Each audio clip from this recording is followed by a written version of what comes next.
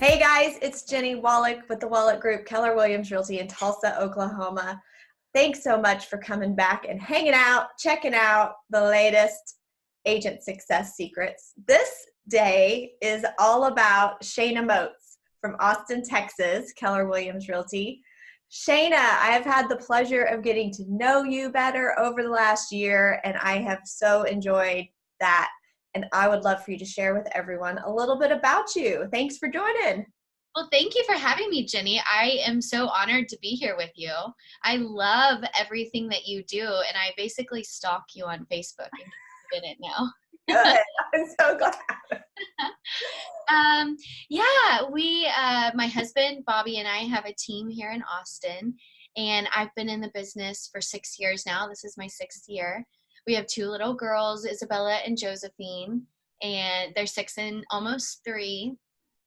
And that's kind of our life. We do a lot of things. We tend to pile a lot on our plate, unfortunately. Yeah, I would say so. So let's just go back 6 years ago. How'd you get into this business, and what was it like in the early days?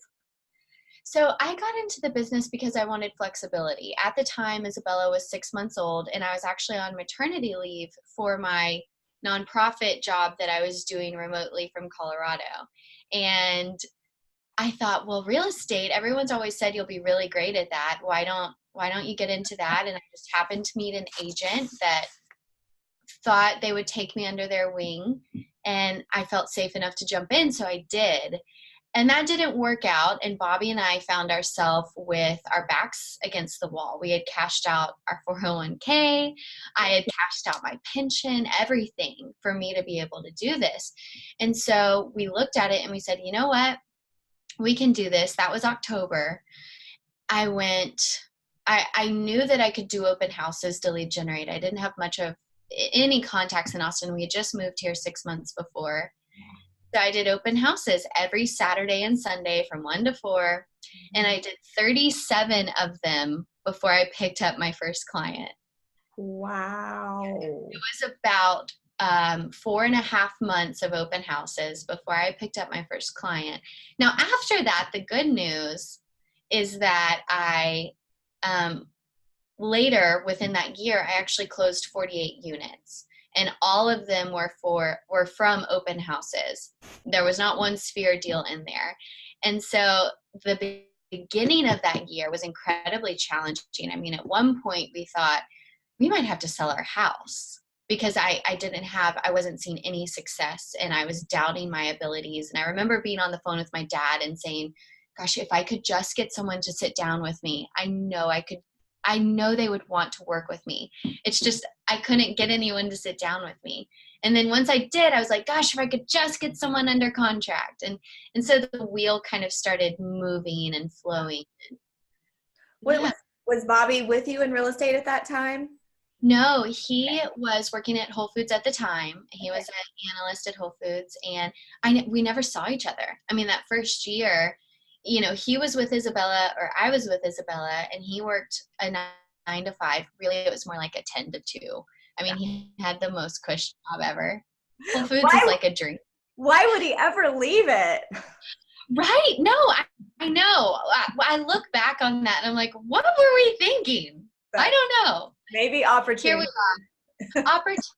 And for our family, it was the right decision, even though it was a very scary one because we never saw each other as a family unit, right? It was always one of us with our child and never all of us together because I was working nights and weekends. He was working 10 to 2. It was hard.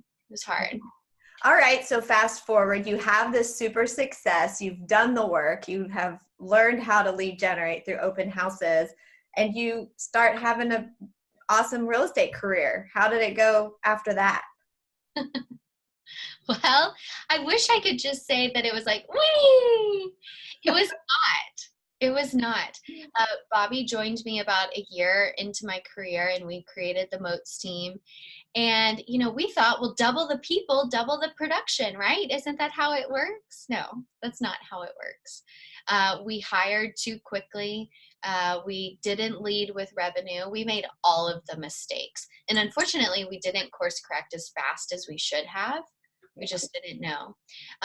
So it's been a huge learning journey for us. It's definitely not all flowers and roses. And this business has afforded us an opportunity and a lifestyle that we never could have had before, right? I mean, in 2012, I was working for a nonprofit where at the very top of my income earning ability, I was making $35,000 a year, right? And I had no other opportunity there.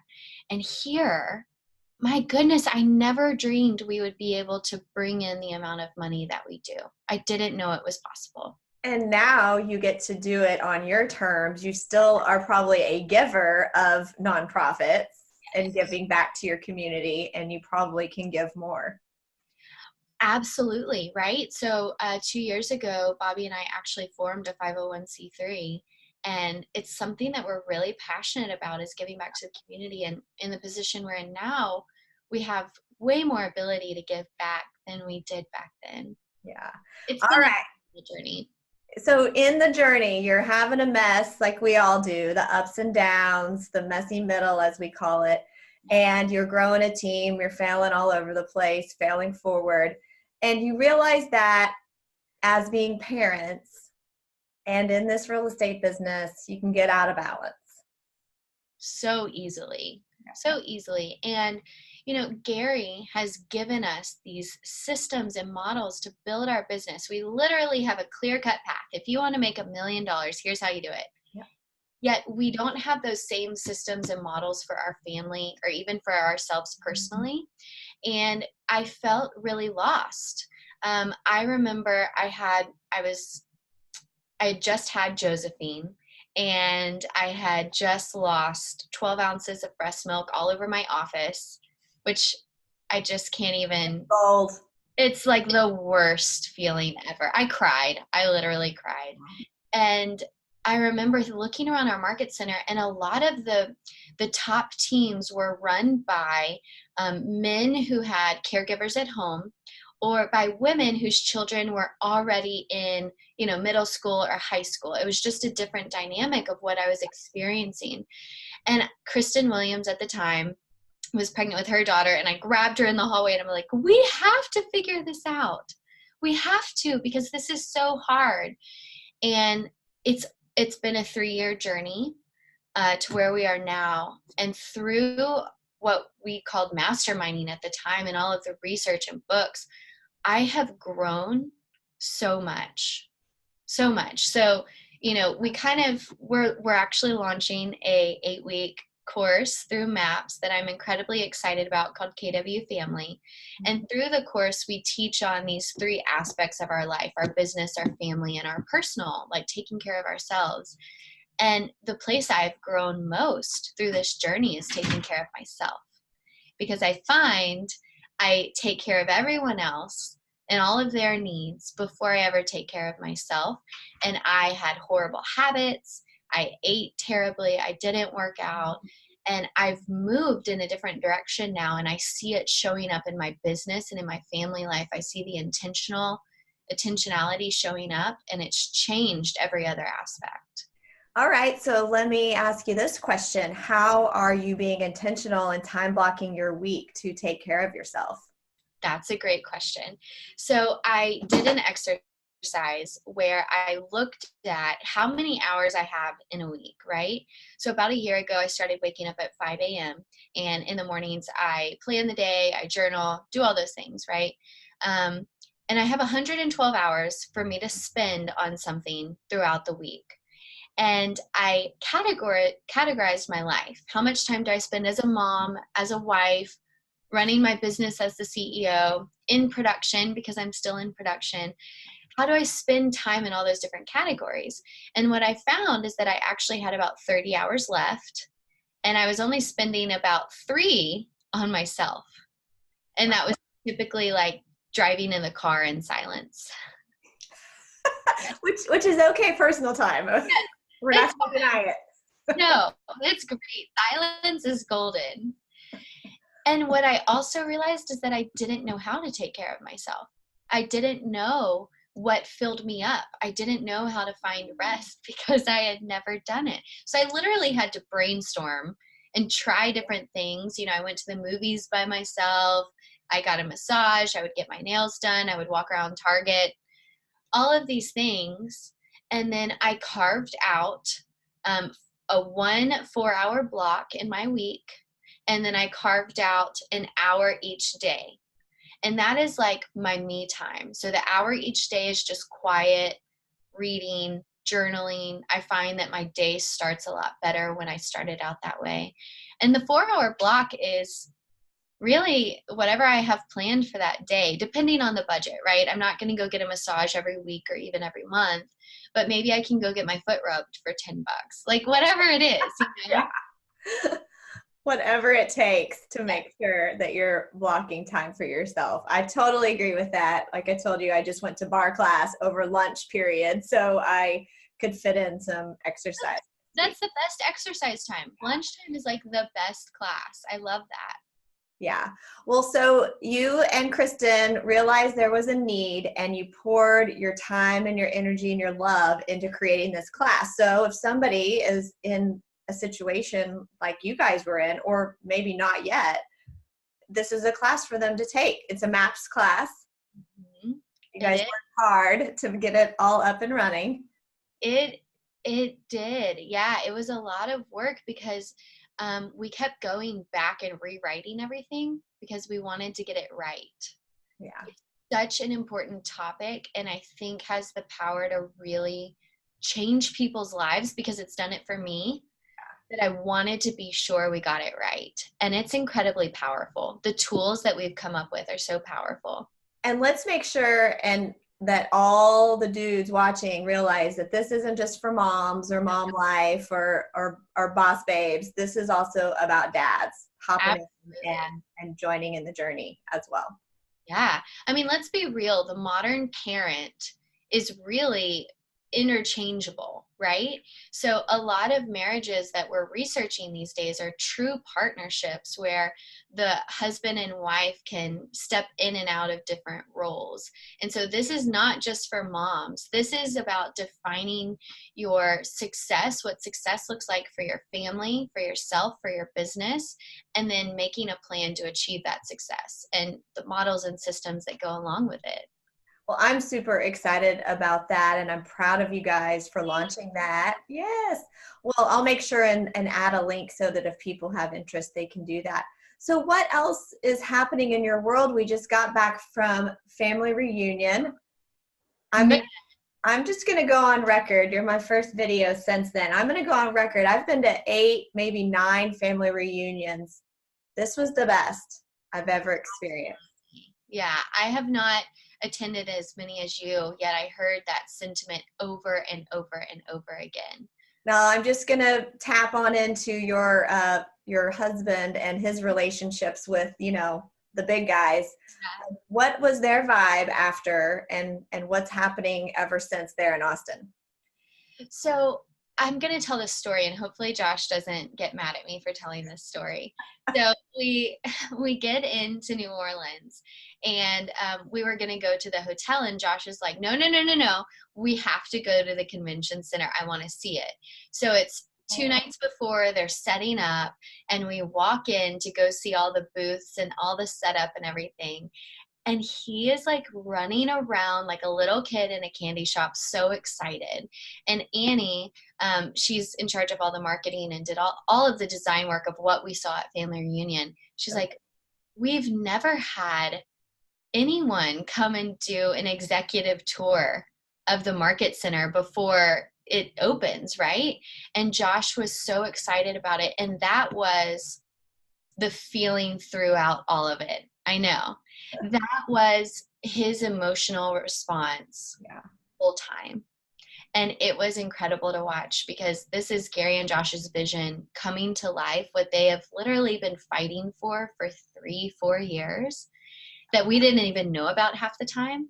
And it's coming to fruition and it's really exciting. Really exciting. You're really right. Well, I was honored to get to have dinner with you guys and all these awesome agents that have participated in the labs process over the years. And that's really been, would you agree, the reason that it is as amazing as it is was also because of our agents across the country that are sharing. Absolutely. Here's the thing, like labs has had more people take part in this entire process. I think it would be like the third largest brokerage if you were to break out how many people have taken part in it. And it's incredible. So what we're seeing built today is exactly what we as agents wanted. Yeah. I mean, I can't tell you how many times I went into that lab room and told them what was up because I didn't like what I was seeing. They probably got sick of me being in there. They're like, don't invite Shaina anymore. Yeah. That's what they're doing. And ideas, if you go to the ideas website, you'll see the ideas that are there. They're voted up, and that literally gets put on the roadmap and ranks the importance of what's coming. And was it just ideas at ideas.kw.com? Okay, ideas.kw.com. So if you guys have ideas or suggestions, questions, anything, go there and share it. All right, so let's get into some things that people can take away from this call. What are some action items they can be working on when it comes to command? What have you done so far? I love this. Okay, so everyone is really excited about command, and I could have taken the easy way out, Jennie, and I could have said, hey, Bobby, just put me on command. Yet I'm not incredibly tech savvy, and I wanted to do it myself. And the good news is that I did. So our team is not yet on command, but I in my production is. Yeah. So the steps that I took, we work in Zoho right now. I cleaned up my database. I made sure that all of my tags were correct, right? We know this. We need to clean it up so we make sure we're transferring good data. And then I went into command and I looked at all of the fields that were already there. And I compared it to my current CRM and said, what fields do I not have in command? And I went and made custom fields for those, right? And then I used PySync to link the two, and everything transferred over in about 3 minutes. It took no time at all. And once that was done, I went into opportunities, which is so incredible. And I started building out. I didn't build out my closed. I'll have someone else do that, but I built out the 20 to 25 open opportunities, open deals I have right now. So let's define opportunities. Great. Okay, good. So opportunities is any transaction that you have the potential. It could be that you've set the appointment, you've gone on the appointment, they're an active buyer, an active listing, or maybe even pending. It's all an opportunity for you to make a commission, right? Awesome. And that's where we track our sales pipeline. Now, here's the coolest thing about opportunities. It has a probability that you can associate with each stage, okay? So I went in and I assigned probabilities to all of my stages, and it spits out a report, right? You, in the next 90 days, you're looking at a probability of making X amount in commission or closing this many sales. Wow.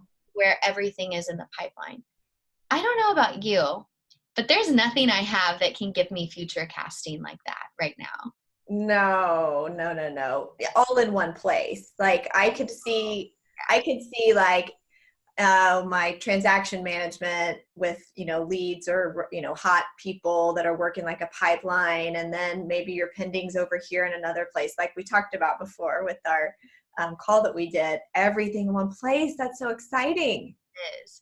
And what's most powerful that we haven't even dug into yet is the power of the cloud, right? And the power of all of the data that we have, the insights that we will gain from that.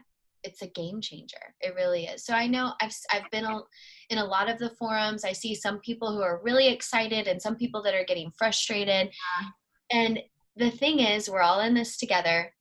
We're going to figure it out and hang in there until we can get everything the way it needs to be. We need everyone's help, their feedback, their problems, etc., to get it where it needs to be.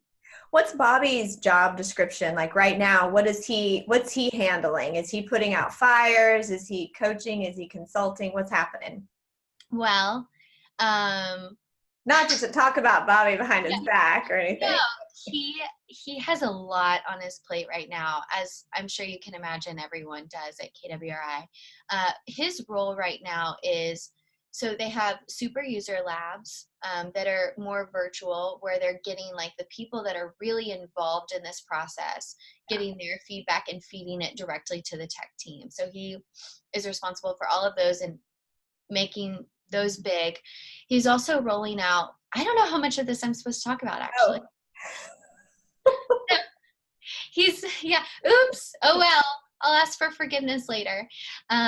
He's about to start rolling out labs across the nation to where we can engage everyone within the Keller Williams ecosystem in the labs process and get their feedback to the tech team to implement. He actually had to go in this morning and help with tickets because there's, I don't know, 2,000 or 3,000 tickets, and it's like all hands on deck. We got to clear these out. We got to get these answers. So yeah, there's a lot going on right now. Well, it's so fun, and thanks for being our representative on the ground in Austin with the latest report. Maybe we need to start like a weekly update from Shaina with things she's not supposed to say. I'm sure everyone would be hopping in on that video call for sure. Well, I agree with you, and if you can just reiterate the sentiment that we need to keep calm and keep pressing on. Yeah, absolutely. We're going to get there.